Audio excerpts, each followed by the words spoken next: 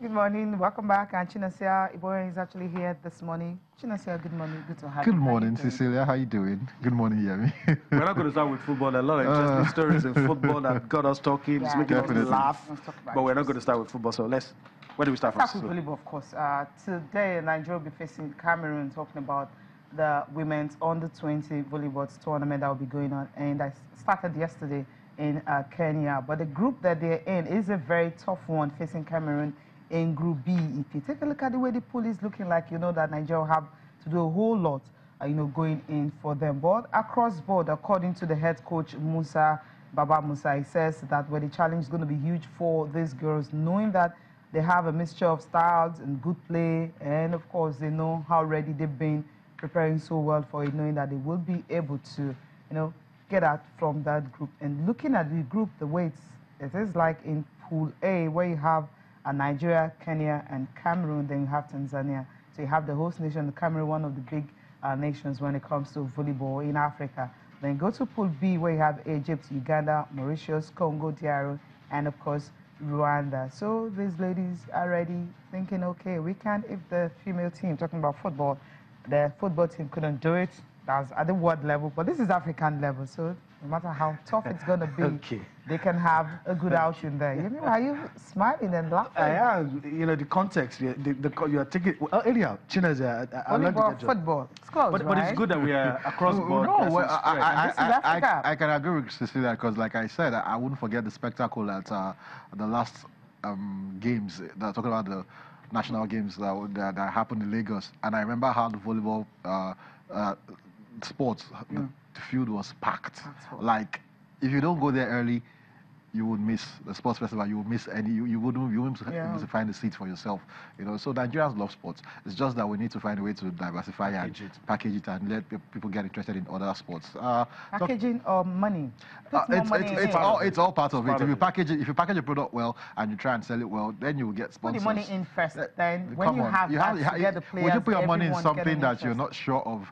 I'm not talking about corporate bodies now. I'm talking about the sports ministry. There should be a budget for each sport, and they should.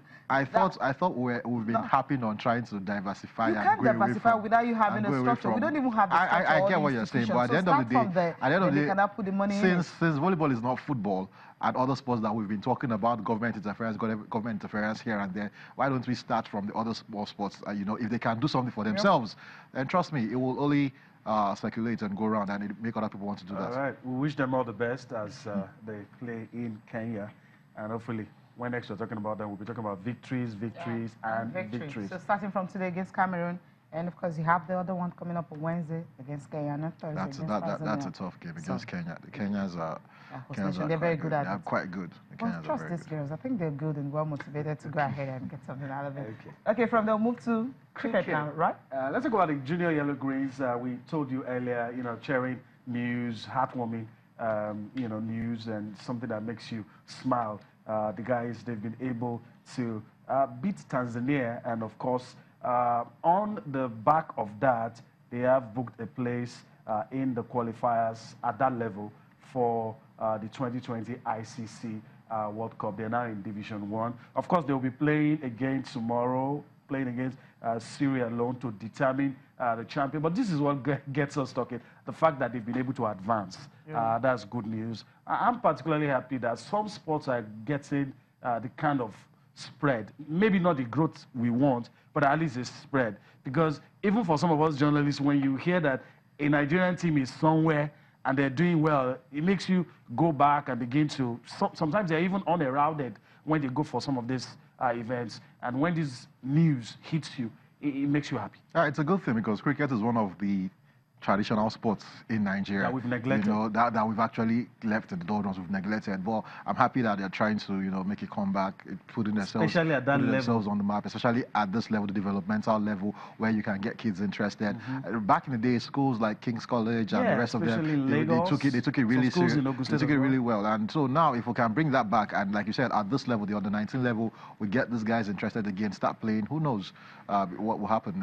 It just needs more development.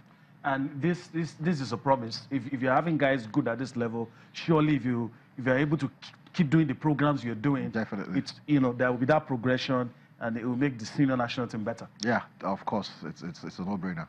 It's a no-brainer. Okay, hopefully, well, the Yellow Greens, as they're called, will be able to beat the bigger team, Sierra Leone, in the final and win this championship. But the good news is they are in Division 1, which is good, beating Tanzania by 35 runs. And having won, Segun Gunik actually having the highest run, that's 62 runs out of 68 balls. A good one.